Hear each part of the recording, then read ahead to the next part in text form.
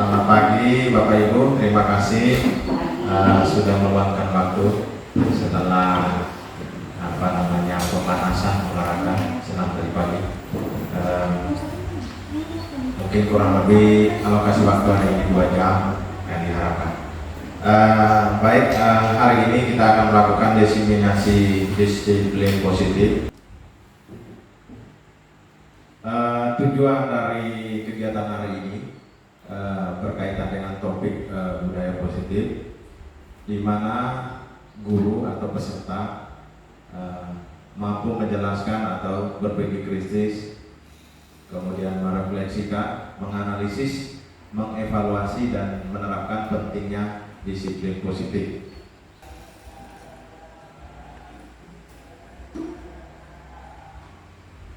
Oke, tadi Bapak Ibu sudah melakukan pemanasan secara fisik, mungkin kita pemanasan secara pikiran supaya ya kita bermain sebentar. Iya. Kita lakukan sedikit. Nah, itu di depan ada gambar naga, di tengah ada meja. Apa kesimpulannya? Coba tebak gambar. Ini gajah. Ya, gajah. Siapa yang pertama tadi? Oh ya, gajah. Iya, karena naga itu NA-nya dihilangkan, berarti G-nya aja. Meja itu ME-nya dihilangkan, yang ja berarti gajah. Ya. Oke. Kebetulan karena tebak gambarnya yang saya siapkan hanya 3.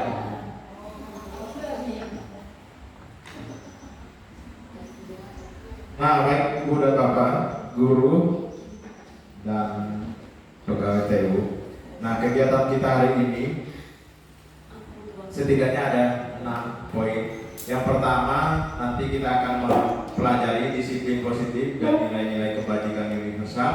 Kemudian yang keempat, kebutuhan dasar manusia. Nanti di sini Bapak Ibu kita akan mempelajari tentang kebutuhan dasar manusia, sehingga Bapak Ibu di kelas sebelum mendisiplinkan alam, kita harus memahami dulu kebutuhan manusianya. Kemudian yang 2.6 ini kita nanti akan pelajari tahap-tahap segitiga restitusi. Mungkin pertanyaan sedikit, apa yang Bapak Ibu bayangkan tentang disiplin? Konsekuensi, peraturan, konsekuensi. Oke. Apalagi? Sanksi,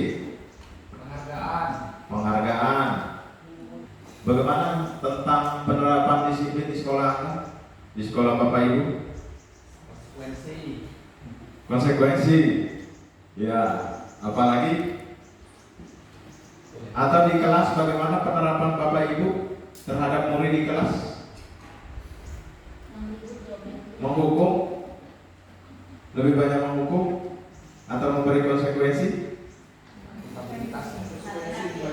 Nasihati. Atau yang di rumah, misalnya yang di rumah mungkin yang tinggal dengan kita ada adik yang sudah besar, ada ponakan. Siapa mungkin di rumah melakukan misalnya menghukum gitu, menghukum, memberi konsekuensi. Sebenarnya bukan hanya Bapak Ibu juga, saya juga mengalami kendala juga di rumah. Banyak itu, sering kali saya lebih cepat menggunakan yang namanya hukuman dan konsekuensi terhadap anak-anak, terhadap anak. Padahal hal itu yang seharusnya tidak kita lakukan di zaman ini. Maka kegiatan hari ini kita akan mempelajari seharusnya kita pakai yang mana sih yang sebaiknya bisa kita terapkan di sekolah, di tempat kerja, misalnya Bapak Ibu punya usaha, punya karyawan, kemudian di rumah terhadap anak-anak atau terhadap adik ponakan yang tinggal dengan kita gitu. Nah, mari kita lihat disiplin. Kata disiplin ini berasal dari bahasa Latin disiplina, yang artinya belajar. Jadi kata disiplin itu sebenarnya dari asal katanya sebenarnya jauh dari apa yang kita sebut tadi, sanksi, konsekuensi. Sebenarnya lebih tepatnya adalah belajar, begitu. Sehingga Dalam budaya kita, makna disiplin ini telah berubah menjadi sesuatu yang dilakukan seseorang pada orang lain untuk mendapat kepatuhan. Nah, ini dalam budaya kita. Nah, kecenderungan adalah menghubung kata disiplin dengan ketidaknyamanan. Ya, kalau kita mendengar kata disiplin, yang terbayang di pikiran kita adalah, wah, ini tidak nyaman juga ini pasti ini tidak mengenakan. Ya, karena sebagian besar praktek disiplin di Indonesia itu adalah pendekatan adalah hukuman atau konsekuensi. Nah, hari ini Bapak Ibu kita akan sama-sama belajar, kita harus merubah paradigma itu. Nah, mari yang kita lihat yang pertama, kita perubahan paradigma tentang teori kontrol sama teori pilihan. Nah, ini biasanya guru ilusi. Ilusi itu semacam apa ya? Imajinasi apa ya? Yang berlebihan, khayalan yang berlebihan. Nah, ilusi pertama, ilusi guru mengontrol murid. Nah, ini kita seringkali dalam pikiran kita bahwa kita ini mengontrol penuh terhadap murid. Yang kedua, ilusi bahwa kritik dan membuat orang merasa bersalah dapat mengangkat karakter. Aldi lagi ini yang buat begini, Aldi ini tidak tertib, kurang-kurangkan. Nah, seperti inilah yang membuat ini suatu kepercayaan kita bahwa dengan mengatakan seperti itu dapat menguatkan karakter murid. Yang ketiga, ilusi bahwa semua penguatan positif, efektif dan bermanfaat. Keempat, ilusi bahwa orang dewasa memiliki hak untuk memaksa. Nah, ini sering terjadi kalau di kelas kan, karena kita sebagai guru orang dewasa, kita punya hak untuk memaksa murid. Masihkah Bapak Ibu seperti itu? Iya. Saya rasa Bapak Ibu tidak melakukan. Yang kedua, tadi yang pertama adalah paradigma tentang ilusi. Yang kedua, mari kita lihat Bapak Ibu. Paradigma yang kedua adalah teori respon, stimulus respon dan kontrol, teori kontrol dan teori pilihan. Nah, coba kita lihat perbandingannya. Kalau stimulus respon, kita mencoba mengubah orang agar berpandangan sama dengan kita. Seringkali kan kita mencoba terdorong merubah pandangan orang atau pandangan murid sama dengan kita. Pernahkah Bapak Ibu berpikir seperti ini? Nah, ternyata pikiran seperti ini adalah pendekatan stimulus respon. Tetapi menurut Dr. William, kita harusnya menggunakan teori kontrol atau teori pilihan. Kita berusaha memahami pandangan orang lain tentang dunia. Jadi pergeserannya seperti itu. Yang kedua, perilaku buruk dilihat sebagai sesuatu kesalahan. Maka Bapak Ibu guru terhadap murid melihat muridnya perilaku buruk dianggap salah, begitu langsung menjudge bahwa itu salah. Padahal tidak boleh. Kita harus ini. Semua perilaku, apapun perilaku murid, apapun nakal buruk, itu pasti memiliki tujuan semua.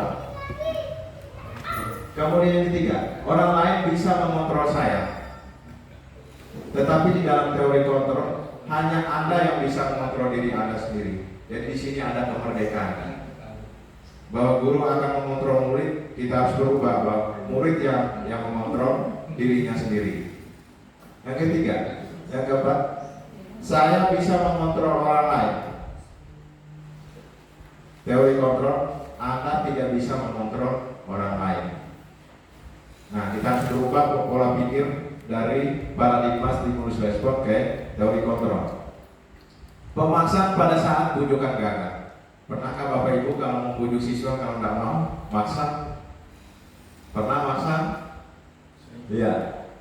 Panggil 15 menit, 1 menit gantian. Kita hitung 1, 2, 3. Atau enggak misalnya tidak mau melakukan ini di depan kelas, disuruh maju, disuruh push up misalnya. Nah, itu bentuk-bentuk dari pemaksaan. Ya. Kemudian, stimulus respon ini menggunakan pendekatan model berpikir menang kalah. Jadi, tetapi kalau di teori kontrol, model berpikirnya adalah menang-menang. Jadi, dalam mendisiplinkan siswa tidak boleh menggunakan pendekatan menang kalah. Pokoknya guru ini harus selalu menang, saya selalu menang. Guru, siswa nggak boleh melebihi saya. Nah ini teori-teori menang kalah berpikir seperti ini. Nah mari kita lihat menurut teori kontrol, menurut Dr. William, ini ada beberapa indikator. Yang pertama, Anda tidak mengontrol orang lain, hanya Anda yang bisa mengontrol diri Anda sendiri. Kedua, semua perilaku baik atau buruk murid itu pasti memiliki tujuan. Nah, tujuannya ini yang harus kita telahani terlebih dahulu. Yang ketiga, model berpikir menang-menang. Kalau teori stimulus respons, model berpikir menang kalah ya. Ini harus model pendekatannya adalah model berpikir menang-menang. Kolaborasi dan konsensus menciptakan pilihan-pilihan baru. Kemudian yang keempat, realitas atau kebutuhan kita berbeda. Kita berusaha memahami pandangan orang lain tentang dunia. Ya. Lanjut, nanti kita lihat akan lebih detail lagi di slide berikutnya. Nah, apa sih kesimpulan sementara disiplin positifnya? Adalah disiplin positif adalah pendekatan yang berfokus pada membangun hubungan positif, mengajarkan keterampilan, mendorong perilaku positif. Disiplin positif tidak menggunakan hukuman. Nah, Bapak Ibu, disiplin positif tidak menggunakan hukuman atau ancaman. Siapa yang sering mengancam, kalau tidak melakukan ini nanti tidak akan naik kelas, atau tidak akan diberi nilai, atau kalau tidak mau dengar ibu, tidak boleh masuk kelas ibu, tidak boleh masuk kelas bapak, bisa. Nah ini. Jadi diharapkan kita menggunakan berbagai strategi untuk membantu murid atau siswa dari kesalahan mereka dan mengembangkan perilaku yang diinginkan. Oke. Berikutnya, nah dalam hal mendorong disiplin positif, kita perlu mendorong karakter muridnya sehingga dari dalam dirinya tumbuh motivasi. Nah karakter muridnya itu dikenal dengan namanya kalau saat ini ya nilai-nilai kebajikan. Kalau kurikulum Merdeka kita mengenal dengan P5 ya. Tetapi karakter yang kita anuti atau kita percaya dalam kehidupan sehari-hari kan sudah ada, seperti kejujuran, tanggung jawab ya. Itu salah satu nilai kebajikan. Nah Bapak Ibu, kita lanjut ya. Oke, pada materi berikutnya bagaimana kita melihat teori motivasi, hukuman, penghargaan, dan restitusi. Ya. Oke. Nah ini teori motivasi perilaku manusia. Nah teori motivasi perilaku manusia sebenarnya bukan hanya murid saja, tetapi semua manusia termasuk kita. Ini setidaknya ada 3. Pertama, orang melakukan disiplin itu untuk menghindari ketidaknyamanan atau hukuman. Begitu. Biasanya saya datang cepat-cepat ke sekolah pagi-pagi karena untuk menghindari, karena dipotong misalnya TPP. Nah ini motivasinya yang pertama begitu. Cepat-cepat sebelum 7.30 karena takut dipotong TPP-nya. Nah ini motivasinya seperti ini adalah motivasi untuk menghindar hukuman. Seperti itu. Kemudian untuk mendapat imbalan dari orang lain atau institusi. Nah ini bisa jadi mungkin kalau misalnya datang pagi-pagi supaya mungkin dijanjikan ibu kepala sekolah akan mendapatkan paket tour ke IKN misalnya. Nah atau paket tour ke Bali. Nah ini motivasi yang kedua untuk dapat imbalan. Atau mendapat ujian misalnya, atau mendapat sertifikat penghargaan. Ya itu. Yang ketiga, untuk menghargai diri sendiri. Siapa mungkin Bapak Ibu semua di sini sebagian besar merasa bahwa datang ke sekolah untuk menghargai diri sendiri. Boleh angkat tangan? Iya. Ya, menghargai diri sendiri ya. Betul, kita harus komitmen bahwa saya datang pagi-pagi ke sekolah bukan motivasi lain, tetapi saya menghargai diri sendiri. Begitu juga murid, kita perlu tekankan begitu. bahwa dia datang ke sekolah itu bukan karena takut dihukum atau supaya disebut baik, tetapi dia menghargai dirinya sendiri. Begitu. Nah, ini kata-kata Ki Hajar Dewantara terkait kemerdekaan itu. Merdeka itu artinya tidak hanya terlepas dari perintah, akan tetapi juga cakap buat memerintahkan dirinya sendiri. Jadi bukan karena mau merdeka tidak mau diperintah siapapun, bukan seperti itu. Tetapi kita cakap memerintahkan diri kita untuk melakukan sesuatu yang lebih baik. Nah, Bapak Ibu, mari kita lihat tinjau konsep hukuman, konsekuensi, dan restitusi. Apa sih perbedaannya? Nah, coba lihat, kita langsung lihat di aspeknya. Kalau dari tujuan ya, kalau hukuman itu biasanya bersifat untuk balas dendam. Kalau orang korupsi kan untuk balas dendamnya atau untuk menggantikannya, biasanya di penjara gitu. Nah, konsekuensinya adalah kalau konsekuensi mengajari pelajaran. Tetapi kalau restitusi mengembalikan keadaan seperti semula atau memperbaiki kerusakan. Nah, ini perbedaan hukuman, konsekuensi, restitusi. Dari sifatnya, hukuman itu lebih negatif, konsekuensi positif atau negatif, restitusi lebih positif. Dari dasarnya, kalau hukuman ini biasa pendekatannya adalah kekuasaan. Kalau konsekuensi ini hubungan sebab akibat. Kalau restitusi ini pendekatan adalah keadilan. Begitu. Dari dampak, kalau hukuman itu, kalau orang yang dihukum atau terutama murid yang sering mendapat hukuman, biasanya dia akan benci atau denda dengan kita. Nih, atau mungkin murid itu ada yang merasa takut. Kalau kita sering hukum itu mungkin dia takut dengan kita bertemunya. Gitu.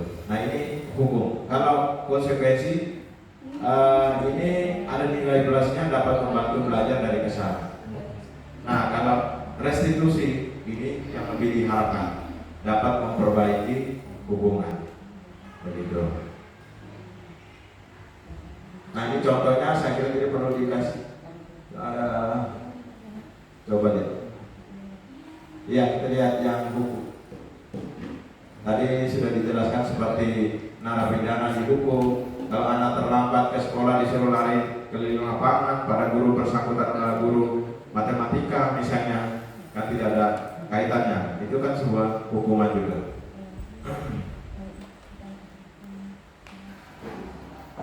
Nah, konsekuensi kalau anak-anak tidak mengerjakan PR, konsekuensinya nilainya pasti buruk. Begitu. Seorang karyawan yang tidak disiplin akan kehilangan kesempatan untuk dipromosi. Seorang narapidana yang berkelakuan baik akan mendapat remisi. Nah, ini sebuah konsekuensi. Begitu. Nah, coba Bapak Ibu mari kita lihat bagaimana kalau pendekatannya adalah restitusi. Seorang anak yang merusak mainan teman akan mengganti mainan tersebut. Begitu. Seorang karyawan yang membuat kesalahan akan memperbaiki kesalahan tersebut. Seorang narapidana yang telah bebas akan melakukan kerja sosial untuk memperbaiki kesalahan. Nah, ini pendekatannya adalah restitusi. Jadi itu. Jadi diharapkan Bapak Ibu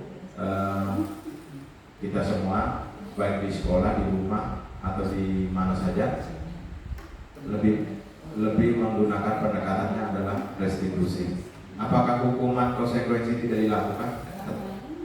Bisa dilakukan, tetapi frekuensinya lebih sedikit.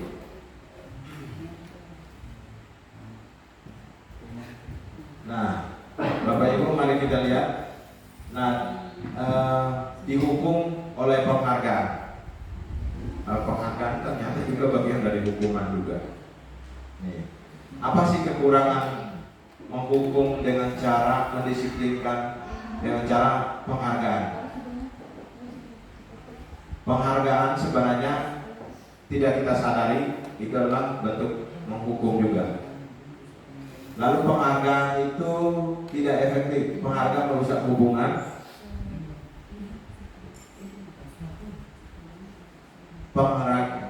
Nah ini Bapak Ibu, yang dimaksud dengan penghargaan merusak hubungan, misalnya Ibu Dis memberi apa ya, tiap hari kalau siswa yang bagus Ibu Budi selalu memberikan coklat. Nah itu, ketika dia tidak melakukan hal yang bagus, coklatnya tidak diberikan gitu. Nah itu sebenarnya bisa juga merusak hubungan, karena hubungan baik murid dengan Bu Udis karena ada penghargaan tadi, karena diberi coklatnya tadi. Nah itu contohnya.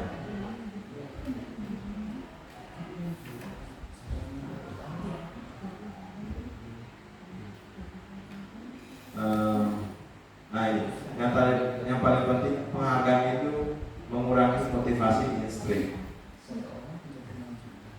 intrinsik.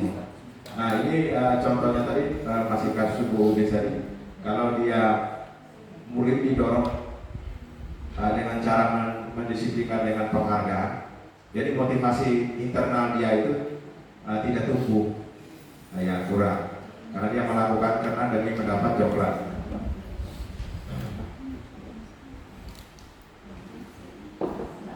Oke. Yang berikutnya adalah bentuk program kebijakan dalam bentuk apresiasi.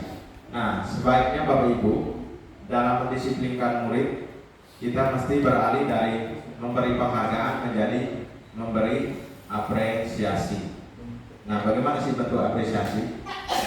Memberi pengakuan secara khusus. Jadi ada murid misalnya Bapak Ibu di kelas, kalau dia punya mengerjakan tepat waktu, berperilaku baik, lebih baik memberi pengakuan secara khusus. Jadi tidak usah diumumkan di depan kelas, beri secara khusus. Mungkin saat ketemu murid itu lalu membisiknya gitu, dan menyampaikan.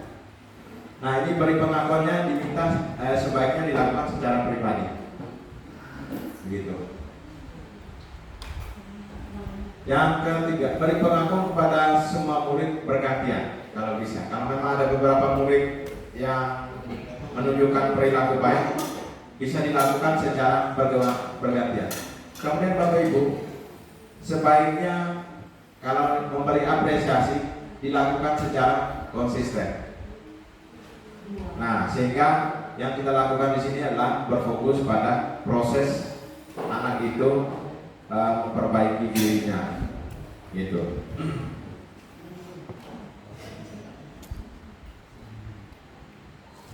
Nah kita contoh, ini salah satu contoh memberi apresiasi kepada murid atau kepada karyawan atau kepada keluarga.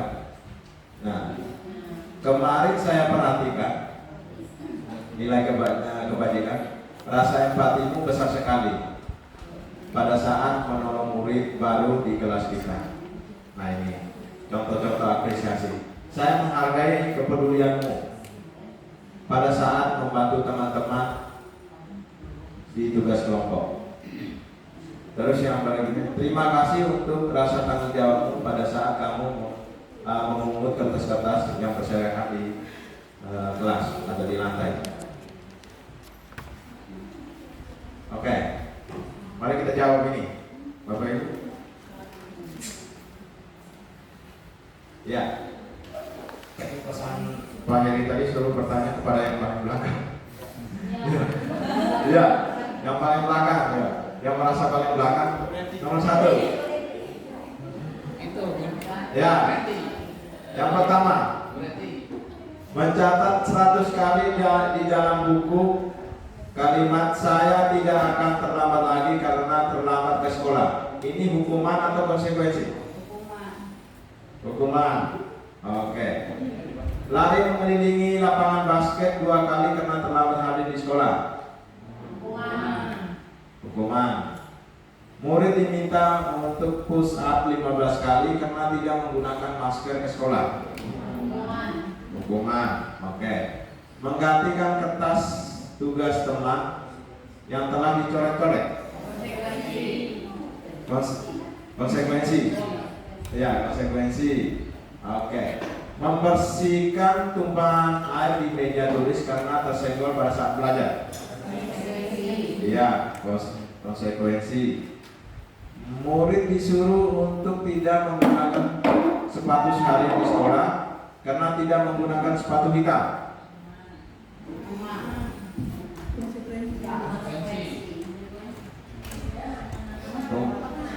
Hukuman konsekuensi. Oke. Yang terakhir nih, lari mengelilingi lapangan basket 2 kali karena terlambat 10 menit untuk pelajaran PJOK.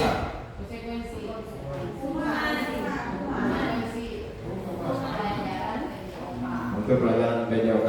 Oke. Mari kita coba lihat benar tak jawaban Bapak Ibu. Ya, ini hukuman konsekuensi. Nah, yang lari, nah tadi sudah disimpulkan kalau lari keliling lapangan bola itu pelajarannya PJOK itu relevan. Tapi kalau dilakukan oleh guru matematika tidak relevan. Nah, ya, makanya di sini adalah konsekuensi. Oke. Nah, coba Bapak Ibu, saya kalau dari tugas tadi, dari pertanyaan tadi sepertinya Bapak Ibu hampir semua sudah bisa membedakan hukuman dan konsekuensi. Kalau hukuman sesuatu yang menyakitkan harus terjadi, sesuatu harus terjadi. Kalau konsekuensi membuat anak sakit fisik maupun hati untuk jangka waktu yang lama, ini membuat anak merasa tidak nyaman dalam jangka waktu pendek. Ya, perbedaan ini Bapak Ibu tadi dari pertanyaan-pertanyaan tadi sudah bisa mengidentifikasi perbedaan hukuman dan konsekuensinya. Nah, mari Bapak Ibu kita lihat berikutnya. Nah, apa yang dimaksud dengan restitusi? Nah, sebenarnya restitusi ini adalah salah satu pendekatan yang ditawarkan oleh seorang pakar yang namanya Diane Gosen. Nah, ini pendekatan yang diharapkan saat ini.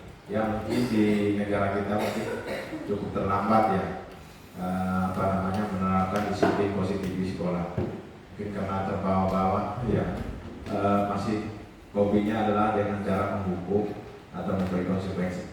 Nah, restitusi ini adalah proses menciptakan solusi bagi murid untuk memperbaiki kesalahan mereka sehingga mereka bisa kembali pada kelompok mereka dengan karakter yang lebih kuat. Nah, seperti ini. Jadi di dalam restitusi ini murid tidak lagi dihukum, diberi konsekuensi, tetapi mereka diberi kesempatan untuk mencari solusi atas masalah yang mereka buat. Disuruh cari solusinya, begitu. Lalu membantu mereka supaya mereka menjadi murid yang seperti apa, gitu. Dan termasuk bagaimana murid dilatih memperlakukan orang lain. Nah, terlalu kelihatan ya di belakangnya, kelihatan ya? Kecil ya? Terlihat tapi tidak terbaca. Nah, coba kita perhatikan perbedaan konsekuensi dan restitusi. Konsekuensi itu sesuatu harus terjadi. Restitusi itu merupakan pilihan. Begitu.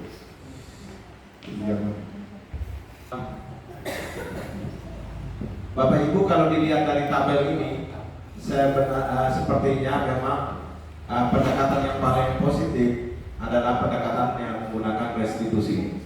Jadi di dalam restitusi ini kita menguatkan murid dalam waktu jangka panjang. Kalau ada korban yang dilakukan oleh murid, korbannya mendapat ganti. Iya.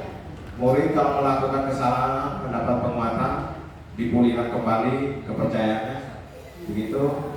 Murid belajar bertanggung jawab atas perilakunya. Gitu. Nah, mari kita lihat Bapak Ibu ciri-ciri restitusi. Nah, ciri-ciri restitusi bukan untuk menebus kesalahan, namun belajar dari kesalahan. Jadi kalau ada murid membuat kesalahan di kelas, jangan diajak murid untuk menebus kesalahan, tetapi mereka diberi kesempatan untuk belajar dari kesalahan mereka. Begitu. Dalam pendekatan restitusi ini mendorong untuk memperbaiki hubungan. Kemudian Kalau siswa ada kesalahan itu kita memberi tawaran, bukan paksa. Bagaimana cara dia menyelesaikan masalah? Restitusi menuntut untuk melihat ke dalam diri. Restitusi mencari kebutuhan dasar dan tindakan. Restitusi adalah cara yang paling baik. Restitusi fokusnya pada karakter, bukan tindakan. Nah, ini yang tidak kalah penting Bapak Ibu di poin 8. Restitusi fokusnya pada solusi. Jadi kalau ada murid melakukan pelanggaran, melakukan kesalahan, atau kalau ada pegawai yang melakukan kesalahan, fokusnya adalah pada solusi.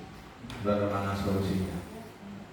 Ya, jangan sampai lebih lama bertele-tele mencari siapa yang salah, si ini, si itu, Aldi misalnya,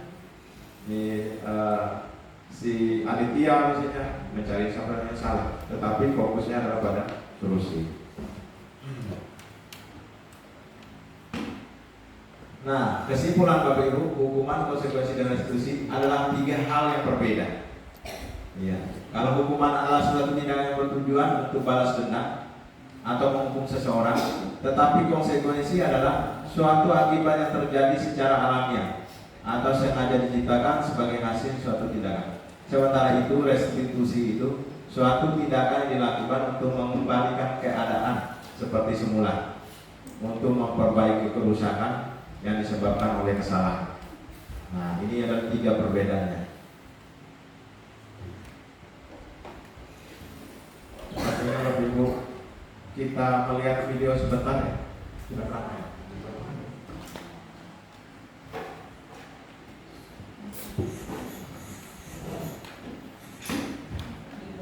Salam dan berbahagia Ibu dan Bapak Guru. Selamat datang kembali di modul hukuman versus konsekuensi versus restitusi. Ibu dan Bapak Guru sekalian, setelah kita sudah belajar konsep hukuman dan konsekuensi, maka kali ini kita akan belajar mengenai restitusi. Diharapkan dengan materi ini kita dapat lebih mengerti perbedaan antara hukuman, konsekuensi, dan restitusi.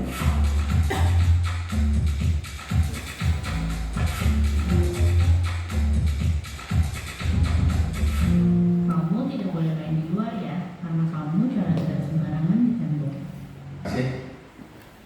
Baik Bapak Ibu Guru, mari kita lanjutnya dengan materi berikutnya adalah tentang keyakinan kelas. Tadi kita sudah melihat di video penjelasan hukuman, konsekuensi, dan restitusi. Nah, dalam restitusi salah satu tahap adalah kita menanyakan keyakinan murid atau keyakinan orang lain atau keyakinan pegawai itu.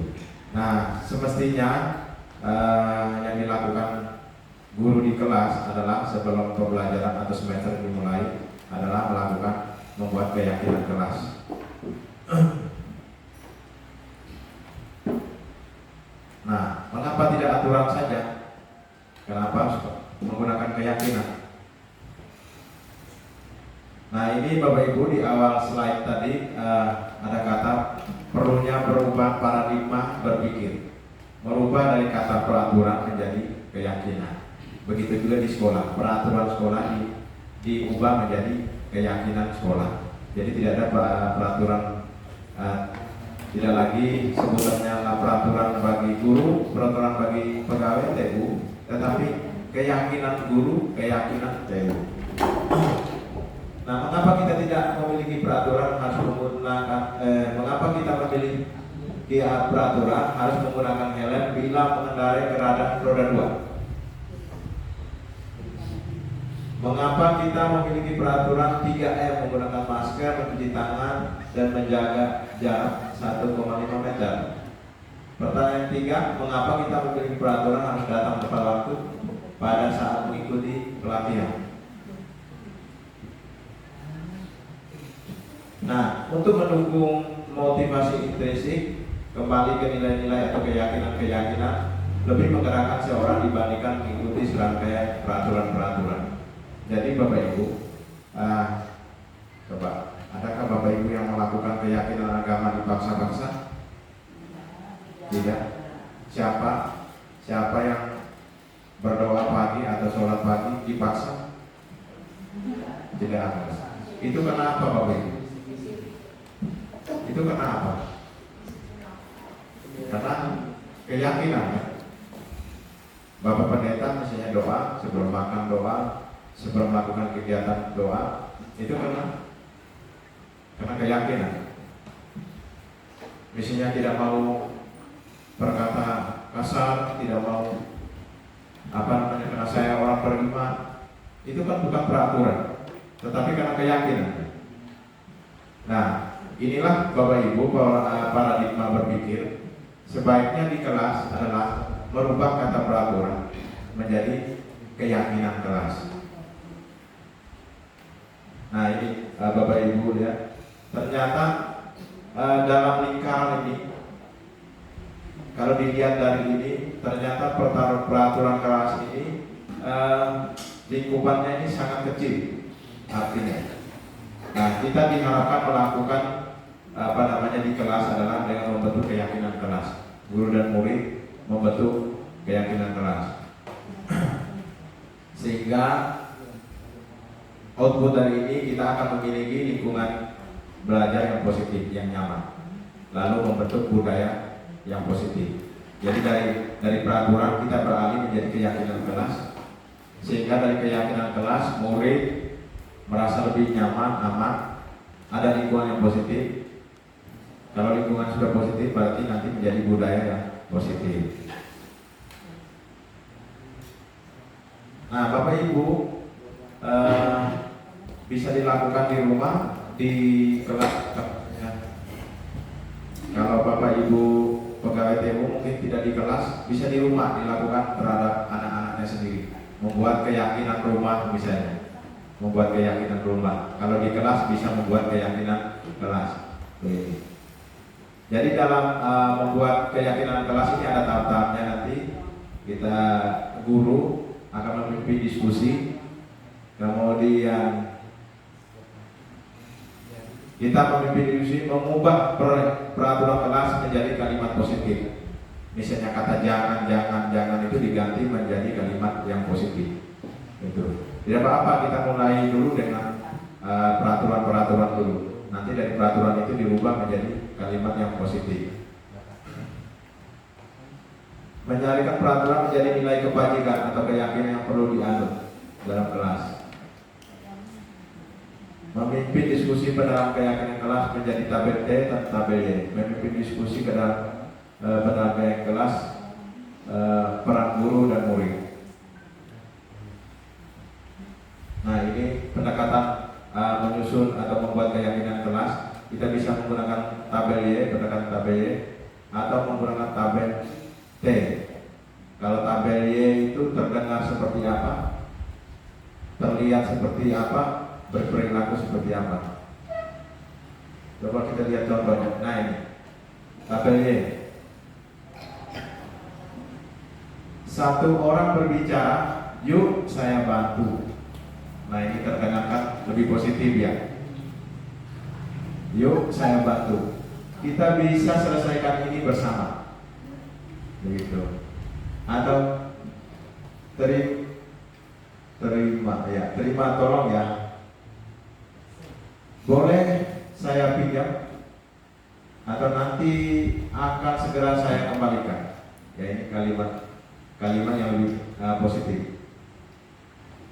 Kalau terlihat itu berempati terhadap perasaan orang lain, memegang barang milik orang lain hanya dengan izinnya, mendengarkan dengan seksama misalnya, senantiasa berbuat baik, berbagi. Ya ini sesuatu yang terlihat. Kalau berperilaku tersenyum misalnya, memberikan salam hormat, memberikan ruang bekerja, postur tubuh yang tenang, ini sesuatu perilaku. Gitu.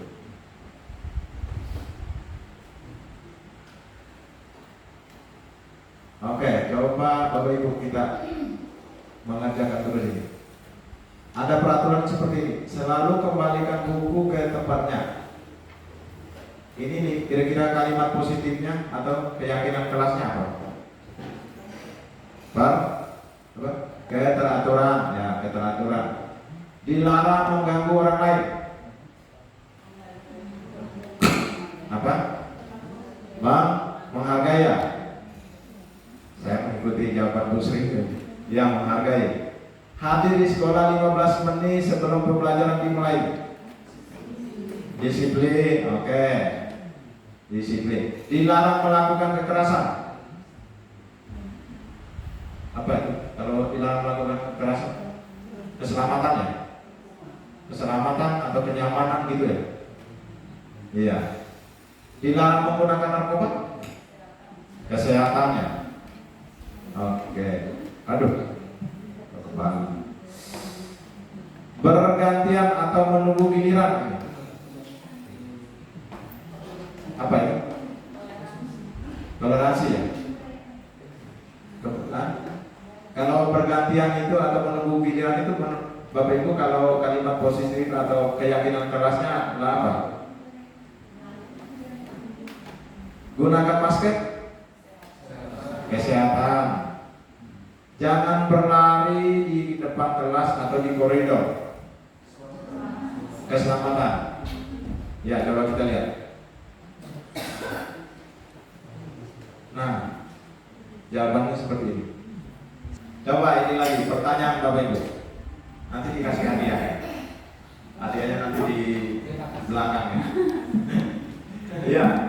Keyakinan kelas dan peraturan kelas adalah hal yang sama. Betul atau salah? Salah. Coba kita lihat jawabannya.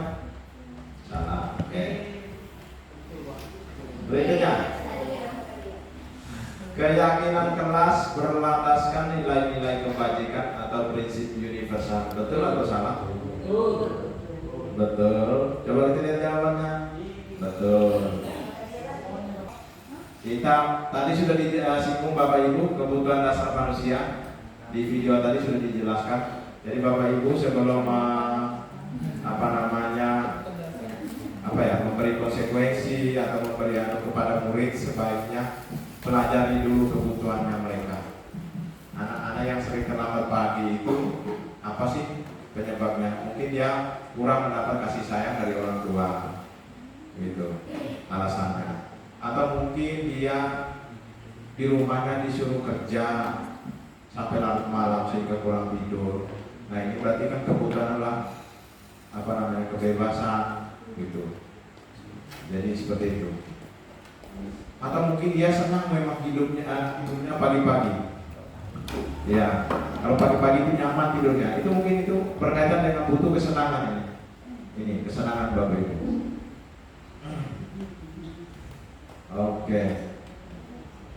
Oke, pertanyaan lagi Bapak Ibu. Kira-kira dunia berkualitas yang Bapak Ibu inginkan seperti apa? Yang paling ideal? Boleh ada yang berpendapat? Kalau Bapak Ibu boleh menghayal dunia seperti apa yang Bapak Ibu harapkan? Ya, nyaman. Boleh. Gimana Bu? Apa ya jawabannya?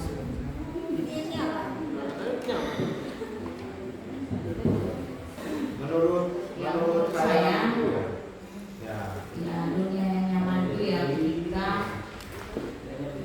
ketika kualitas kehidupannya sudah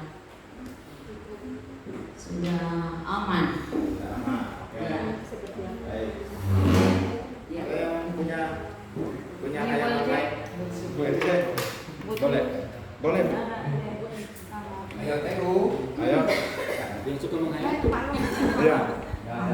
Tadi Pak Long. Apa tadi? Bagaimana gambaran dunia menurut Ibu Else? Khayalan dunia seperti apa? Dunia yang berkualitas seperti apa? Oke.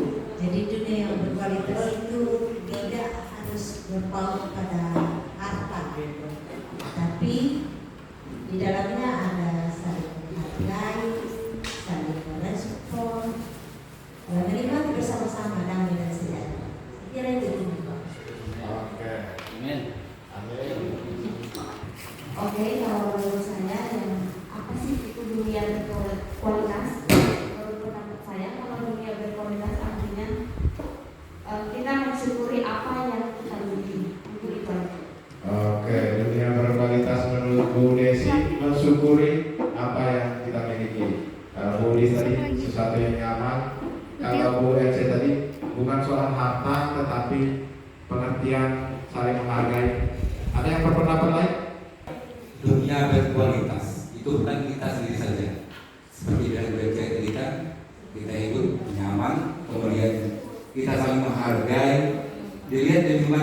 apakah masih asli atau bagaimana? Karena kehidupan itu menunjukkan kualitas juga. Oke. Untuk kehidupan kita saling menghargai, kemudian lingkungan kita jaga, kebersihan. Yang utama kita berfokus pada Sang Pencipta, tidak lupa kita selalu syukuri apa yang kita oleh Maha Kuasa itu. Ya, terima kasih atas kesempatan yang diberikan kepada saya. Dunia yang berkualitas, ini menurut impian saya.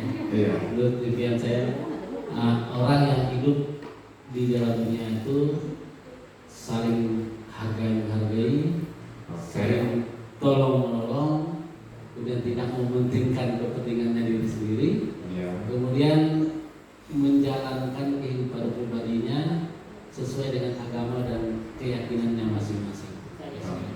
Terima kasih. Oke, beri aplaus dulu untuk Heri. Ya. Dalam pikirannya punya harapan, punya khayalan seperti ini.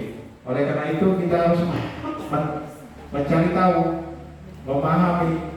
Oh, ada orang yang kadang-kadang mungkin dia nggak terlalu butuh gajinya besar-besar, tapi dia butuh kenyamanan. Ada orang yang tidak terlalu butuh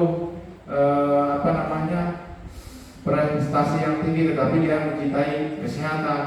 Ada orang yang tidak terlalu butuh karir, tetapi dia butuh menjadi orang yang taat beribadah, taat beragama. Nah, itu dunia khayalannya. Jadi itu Bapak Ibu, itu juga yang bisa kita terapkan di kelas atau di rumah. Bahwa ada anak-anak tidak terlalu butuh, mungkin ada anak itu yang tidak terlalu butuh mendapat pujian, gitu. Nah, inilah gambaran dunia berkualitas.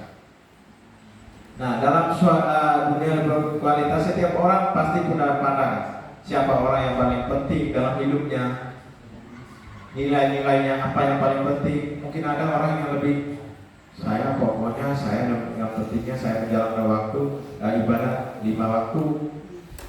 Saya hari Minggu ke gereja memberi pelayanan, gitu. Itu yang paling penting. Ada orang, saya pokoknya hari Minggu saya pergi mancing, mancing misalnya. Ya, menurut kualitas habis gereja saya pergi mancing, gitu.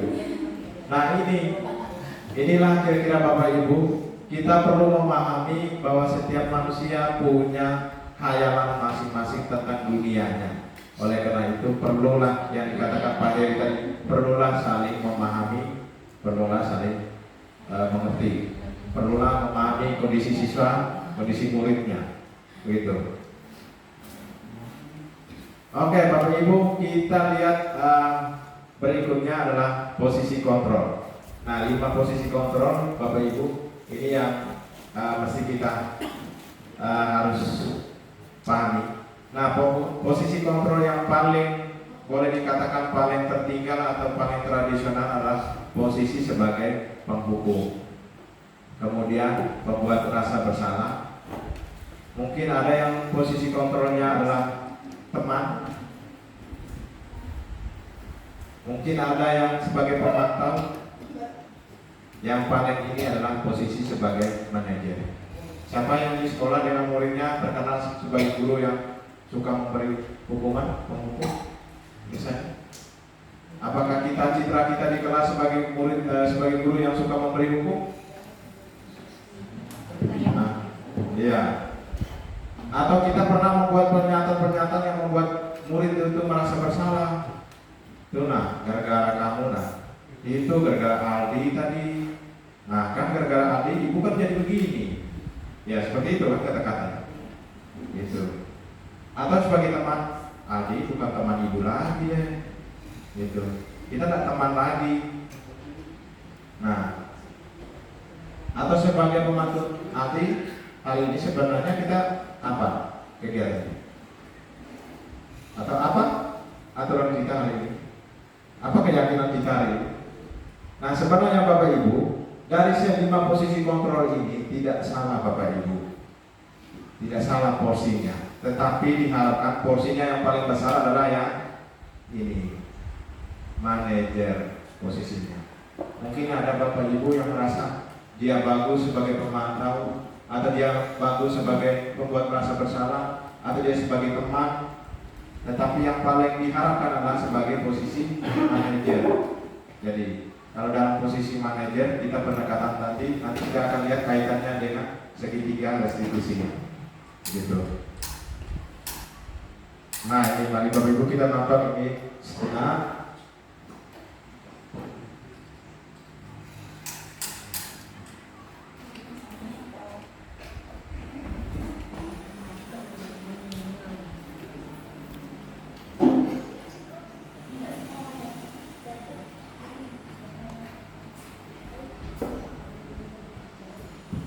Ya, baik Bapak Ibu, kira-kira di sekolah Bapak Ibu berada pada posisi mana?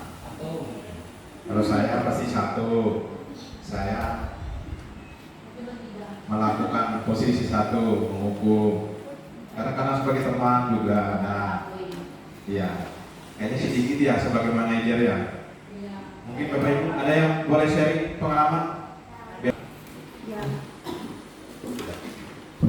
Saya lebih menyarankan Pak kepada mereka untuk mengingat aturan sekolah kan seperti itu.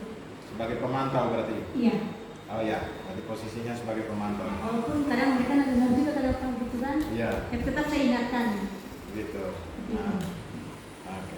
Makasih Bu Devi. Sama. Mungkin Pak Wisnu, kalau pengalaman Pak Wisnu gimana mendisiplinkan anak? Terima kasih. Selama ini untuk disiplin kelas yang saya lakukan itu pendekatan saya akuntabilitas. Jadi mumpung rasa tanggung jawab kepada peserta didik. Jadi yang saya terapkan. Tapi kalau yang untuk anak-anak yang bermasalah, saya lebih sering itu kalau membuat bersalah. Jadi mereka ini harus dibuat untuk khusus yang anak-anak yang sudah keterlaluan lah, maksudnya yang sudah melakukan kesalahan berkali-kali, diperingatkan secara kesadaran tadi tidak mempan. Makanya untuk yang ini yang mereka sudah bebal-bebal ini saya kasih untuk modelnya pendekatan yang merasa bersalah kayaknya itu yang saya lakukan. Ya, terima kasih. Baik sekali Pak Wisnu. Bu Devi, Pak Wisnu, siapa lagi ini? Bu Devi, apakah punya pengalaman? Nah. Terima kasih Pak Mai. Jadi dari kelima posisi kontrol, kalau untuk penghukum memang saya kalau seingat saya saya memang tidak pernah melakukan posisi kontrol tersebut. Kemudian sebagai teman ada, tapi tidak yang sepenuhnya seperti itu ya. Hanya perlakuan ketika berkomunikasi saja, tapi tidak lebih dari itu. Kemudian untuk posisi pemantau ini ya, itu posisi yang pernah saya lakukan. Jadi dalam pembelajaran akuntansi, tapi ini sudah beberapa waktu yang lalu ya, karena setelah mengenal CGP tentu saja berusaha berubah ya. Jadi posisi pemantau, jadi ada konsekuensi yang harus siswa lakukan ketika satu siswa tidak mengerjakan PR-nya. Nah itu jadi siswa kembali saya ingatkan, ayo konsekuensinya kemarin apa kalau tidak mengerjakan. Iya.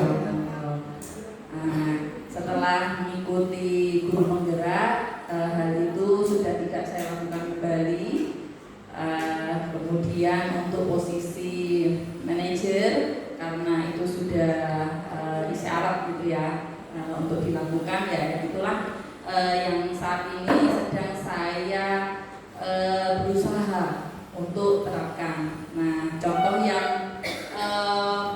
yang paling hangat gitu ya, ketika kemarin melakukan pengawasan terhadap UAS, kebetulan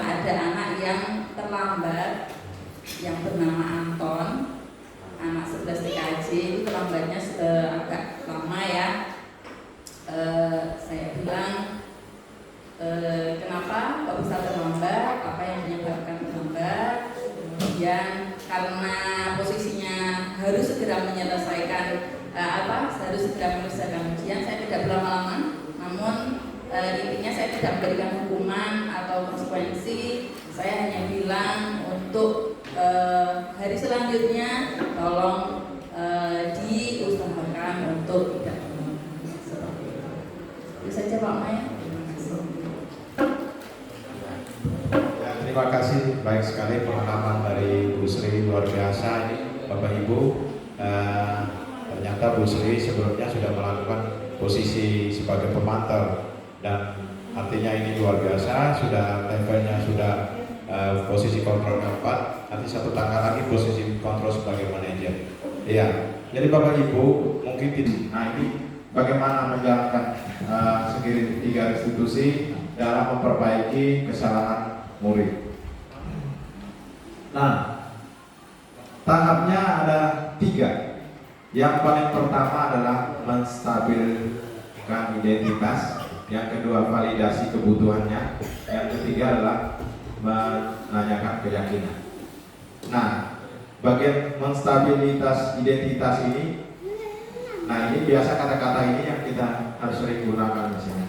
Kalau ada murid kita yang terlambat, kita biasanya lakukan stabilisasi identitas dulu. Gak apa-apa kalau terlambat. Bapak dulu waktu sekolah dulu sama seperti kamu terlambat juga. Ya, Bapak pernah juga terlambat. Itu terlambat itu bagian dari kesalahan yang bisa kita pelajari, yang bisa kita perbaiki. Nah seperti itu. Kemudian validasi kebutuhan. Adakah? Nah ini Bapak Ibu kaitannya tadi, mengapa dia terlambat? Kita harus cari tahu mengapa dia melakukan kesalahan seperti itu.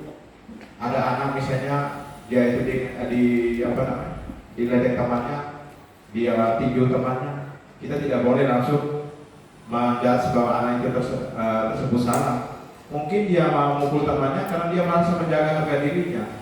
Dia menunjukkan dirinya, saya tidak mau dileceh-lecehkan. Begitu. Jadi kita tidak bisa Bapak Ibu langsung mengambil keputusan dengan posisi kontrol, misalnya menghukum dan lain sebagainya. Nah, setelah kita mengetahui kebutuhannya, lalu kita tanyakan keyakinannya. Keyakinan tadi hubungannya adalah dengan aturan. Apa keyakinan kita? Apa keyakinan di sekolah kita? Kalau kita bertinju teman, berarti kita tidak menghargai teman kita, tidak menghargai orang lain. Begitu. Nah, coba Bapak Ibu coba lihat. Kalau posisi menstabil identitas, kata-kata yang bisa digunakan. Berbuat salah itu hal yang manusiawi. Tidak ada manusia yang sempurna. Bapak Ibu juga pernah berbuat salah. Kita pasti bisa menyelesaikan masalah itu. Gitu. Bapak Ibu tidak tertarik untuk mencari tahu siapa yang benar dan siapa yang salah. Tapi Bapak atau Ibu lebih tertarik untuk menyelesaikan masalah ini. Nah ini kata-kata yang menstabilkan identitas. Kalau kamu menyalahkan dirimu sendiri terus-menerus, apakah kamu bersikap baik pada dirimu sendiri? Ya ini kata-kata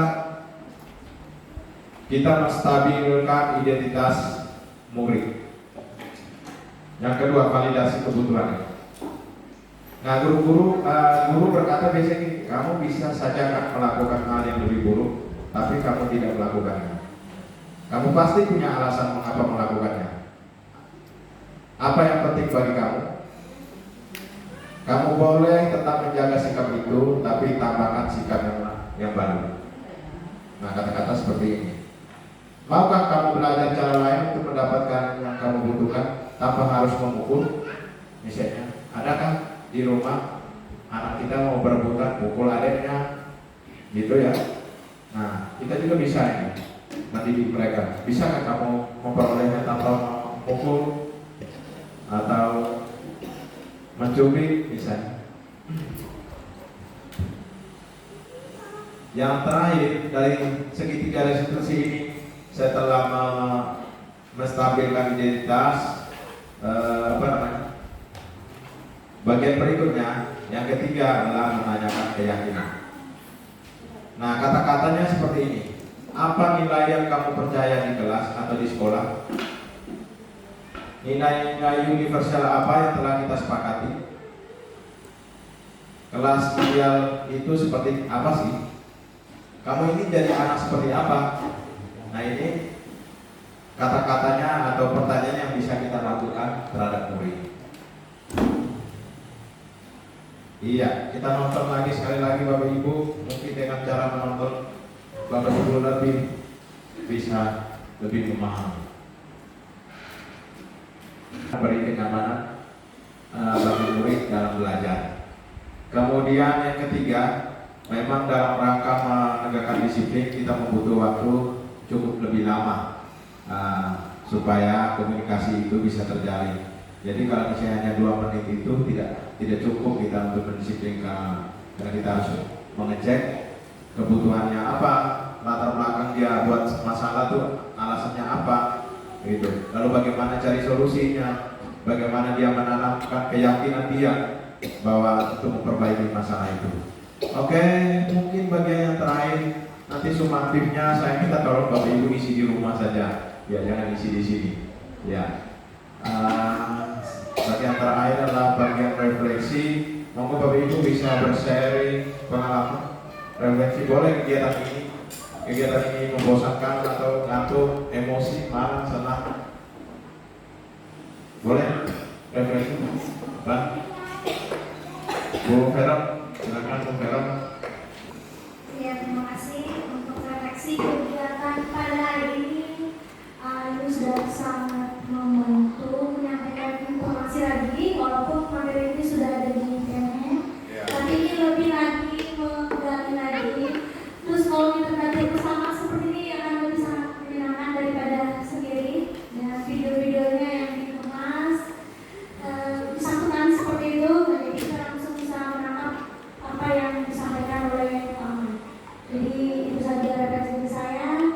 Intinya hal yang dilakukan bersama dan disampaikan dengan sangat baik itu sangat bermanfaat. Terima kasih. Terima kasih Bu Vera, luar biasa refleksinya. Ya, terima kasih. Saya sangat termotivasi ya dengan pembelajaran hari ini Pak Mike, bahwa kalau kita menyelesaikan masalah dengan mahasiswa itu ada beberapa tahap yang harus kita persiapkan, harus kita obrolkan dengan anak-anak ini supaya mereka tidak mengulangi dengan kesalahan yang sama. Mungkin kita dulu kalau mereka dulu terlambat langsung disuruh bersihkan WC lah, apalah gitu ya. Mungkin sekarang kita sudah lebih terbuka bagaimana cara memberikan mereka supaya mereka nanti bisa menjadi yang lebih baik lagi. Dan ini saya Pak Mike, terima kasih. Ya, luar biasa sekali Bapak Ibu. Ya, terima kasih untuk kesempatan ini. Jujur saja, apa itu restitusi? Ya, mungkin sekilas kita dengar ini, ya mungkin, tapi ternyata ini satu hal yang penting. Nah, saya melihat ini sangat berkolaborasi dengan istilah rekonsiliasi. Ya, restitusi ini karena mengembalikan kepada keadaan semula, tujuannya sama. Dan dari hal ini saya mendapatkan pengalaman yang baru lagi untuk mempertajam penerapan secara religi. Saya mengajar di agama. Nah, ini kadang kita berpikir seperti itu. Namun ada tahap-tahap yang bisa kita pilih-pilih di sini. Jadi puji Tuhan, ini satu hal yang ilmu yang baru yang saya dapatkan dalam pertemuan ini. Terima kasih. Ya, luar biasa. Terima kasih Pak Daniel. Pak Daniel tadi memberi relevansi baru kalau di ajaran agama biasanya yang namanya rekonsiliasi. Ya, itu luar biasa. Memang rekonsiliasi itu bagaimana mendamaikan seseorang terhadap masalah. Iya. Jadi kalau anak berbuat salah jangan membuat dia terus bersalah, mendamaikan dan mencari solusi.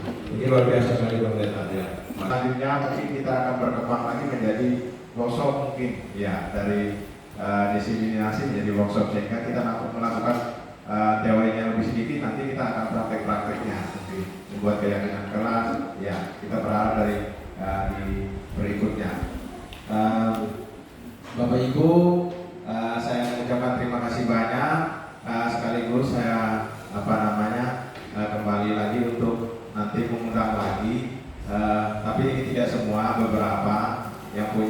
mungkin yang artinya Bapak Ibu yang dianggap bertanggung jawab ada tugas-tugas apa mungkin diundang lagi nanti pada hari Senin kita memperkuat lagi visi dan misi yang sudah dibuat sebelumnya, yang dibuat oleh waktu kita pertama oleh tim pengembang di OSIS, kemudian oleh Bu Lutfia, lalu yang dari Bu Sri saya belum dapat Bu Sri yang dibuat kemarin. Saya kemarin ngambil yang beberapa dari Pak Wanto. Diharapkan adalah memperkuat lagi visi misi yang sudah dibuat sebelumnya karena belum terdokumentasi. Jadi mungkin hari Senin ada beberapa nanti akan yang saya balik ke tempat kita masing-masing. Oke, saya minta kita tepuk tangan untuk yang terakhir.